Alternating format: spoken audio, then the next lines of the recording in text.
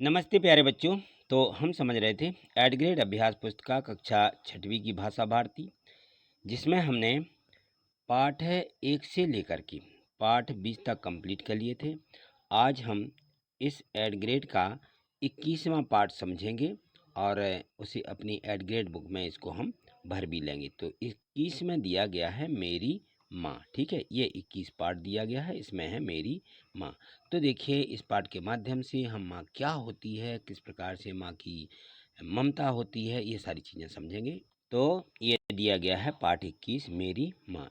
पाठ के पूर्व की कुछ तैयारी दिशा निर्देश रहते हैं कि हमें इस पाठ में क्या क्या सीखना है। तो देखिए यहाँ पर हम वाक्यों में प्रयोग, विलोम शब्द, समानार्थी शब्द, इन सभी शब्दों को यहाँ पे हम समझेंगे और उनको यहाँ पे देखेंगे।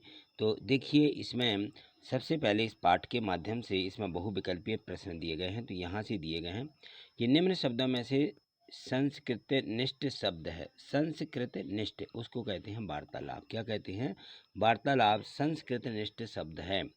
प्रश्न 2 है, पुत्रों की मृत्यु की खबर सुनकर के गुरु गोविंद सिंह जी की जो पत्नी हैं वो क्यों प्रसन्न हुई थी। अब देखिए पुत्र उनका खत्म हो गया था और उनकी जो पत्नी थी गुरु गोविंद की, वो अपने पुत्र के मृत्यु हो जाने पर भी वो बहुत प्रसन्न थी। क्यों?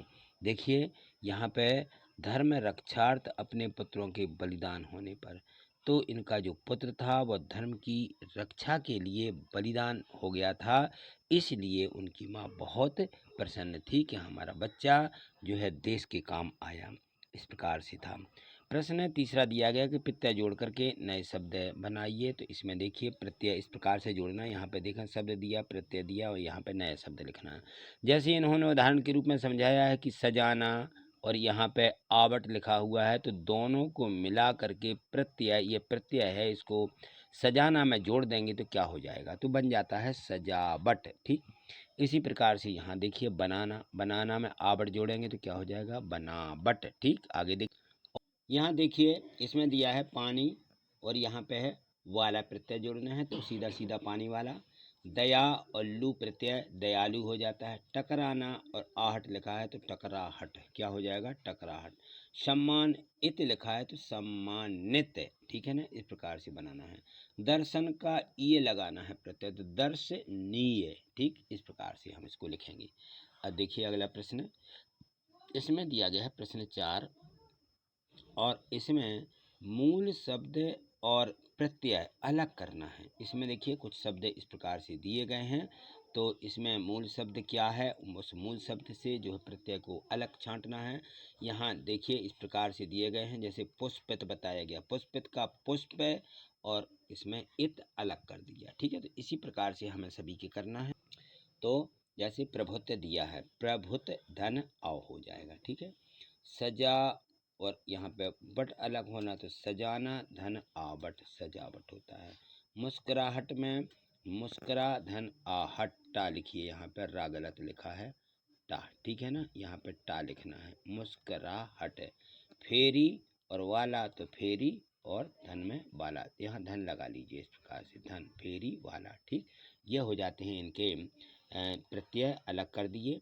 अगला प्रश्न दिया गया है प्रश्न 5। प्रश्न 5 में है कि पाठ में आए 2 विदेशी शब्दों को खोज करके लिखें। तो इस पाठ में आया है वकालतनामा और खारिज, ये विदेशी शब्द है, वकालतनामा और खारिज। ठीक है, ये 2 शब्द कैसे हैं?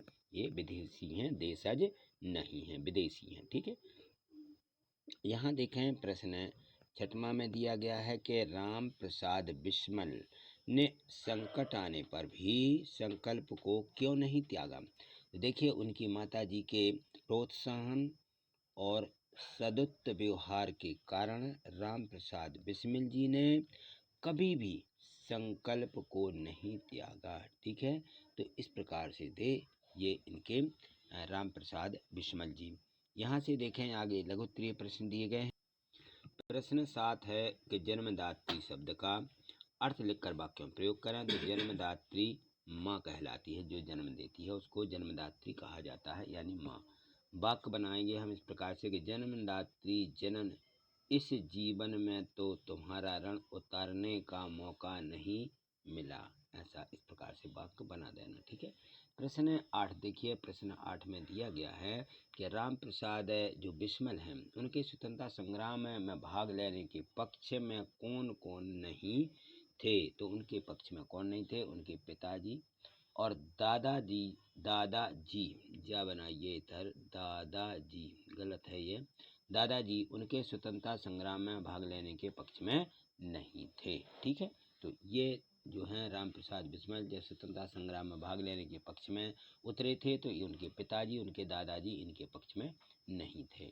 अब यहाँ प्रश्न 9 देखिए, प्रश्न 9 दिया गया है कि माँ की दया की छाया में बिस्मिल जी ने जीवन भर कष्ट का अनुभव क्यों नहीं किया। तो देखिए, महान से महान संकट आने पर भी बिस्मिल जी की माँ उन्हें सांत्वना देती रही और इसी कारण उन्होंने जीवन भर कष्ट का अनुभव नहीं किया। तो इस प्रकार से वो क्या करती रही, सांत्वना देती रही। कोई भी काम यदि मान लो इस प्रकार से बिगड़ जाता था तो सांत्वना देती थी और आगे उनको यानी कहना चाहिए और आगे की इस प्रकार से बढ़ोतरी करती रही कि वो आगे बढ़ गए, है ना।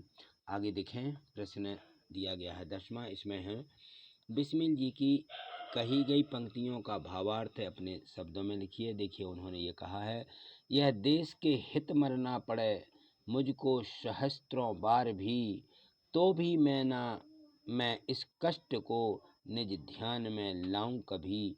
ये थी बिस्मिल जी की पंक्तियाँ। तो वो क्या कहना चाहते हैं इस पंक्तियों के माध्यम से, वो कहते हैं कि यदि मुझे देश के खातिर हजारों बार भी मरना पड़े तो भी मुझे तनिक भी कष्ट नहीं होगा। इस प्रकार से बिस्मिल जी ने कहा। ठीक है, इन्होंने इस प्रकार से ये पंक्तियां में लिखा है कवि ने। प्रश्न 11 दिया है कि बिस्मिल ने वकालतनामे पर हस्ताक्षर क्यों नहीं किए। तो देखिए, बिस्मिल जी धर्म के विरुद्ध कोई भी कार्य करना पाप समझते थे, इस कारण उन्होंने अपने पिता के स्थान पर वकालतनामे पर हस्ताक्षर नहीं किए थे। ठीक, चलिए अगला प्रश्न है।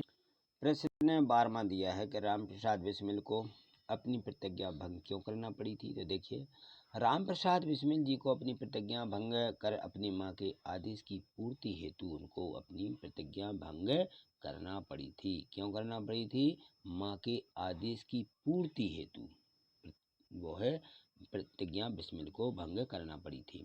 प्रश्न 13 देखिए, यहाँ पे दिया गया है प्रश्न 13 कि इस जन्म में तो क्या यदि अनेक जन्मों पर भी सारे जीवन भर प्रयत्न करूं तो भी मुझसे ऋण नहीं हो सकता है। यह कथन राम प्रसाद बिस्मिल जी ने क्यों कहा, अपने शब्दों में इसको लिखिए। तो देखिए, इस कथन में है राम प्रसाद बिस्मिल जी ने इसलिए कहा था क्योंकि बिस्मिल जी का ऐसा मानना था कि यदि वे कितने भी जन्म लेकर अपनी माँ का कर्ज उतारना चाहें तो भी वह इस ऋण को उतार नहीं सकते थे, क्योंकि उनकी माँ का उनके जीवन में अत्यधिक महत्व था। वे अपनी माँ को बहुत अधिक महत्व देते थे।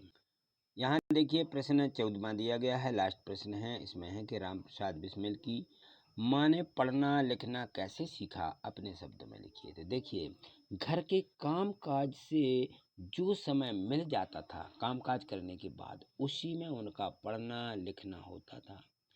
इस तरह अपने परिश्रम के बल पर थोड़े दिनों में ही वे देवनागरी पुस्तकों का अध्ययन करने लगी। देखिए, इस प्रकार से उन्होंने यह पढ़ना लिखना सीखा। वो अनपढ़ थी लेकिन इस प्रकार से वो पढ़ गई थी। ठीक है, तो ये दिए गए थे 1 से लेकर के 14 प्रश्न इस पाठ में। तो हमने ये सभी कंप्लीट कर लिए।